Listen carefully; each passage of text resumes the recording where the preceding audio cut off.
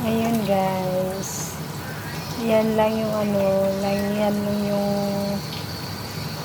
ulam namin. Loto tayo ng ulam. Ayan lang.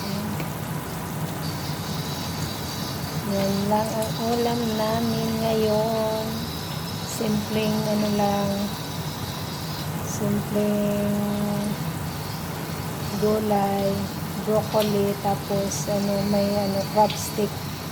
May crab stick lang siya guys. May crab stick lang siya guys.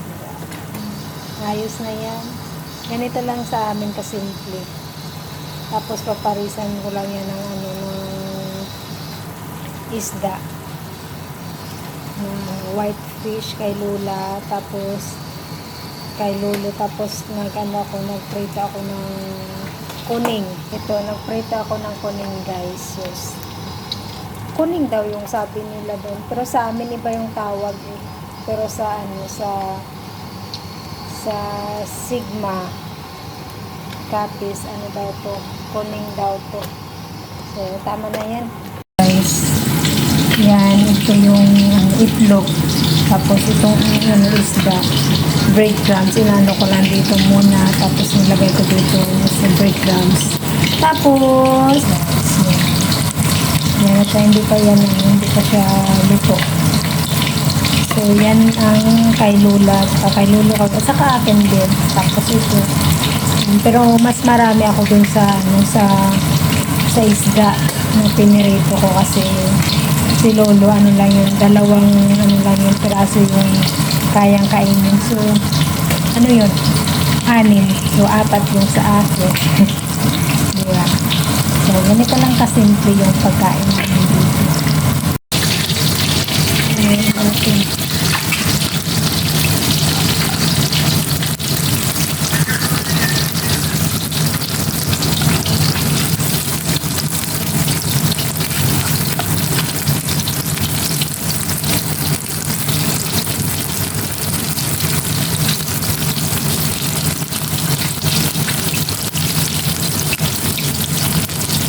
Dinig niyo yung tunog ng preto.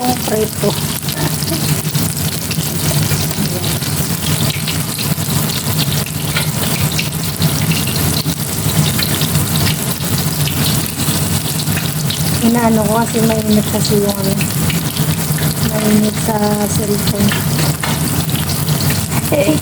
Yun na guys. Thank you so much guys for watching. So, ayun mga malangga, ito na, luto na yung aming dinner. Ayun, isda, tapos veggie, tapos isda ulit, yan. Diba? Ang dami niyan.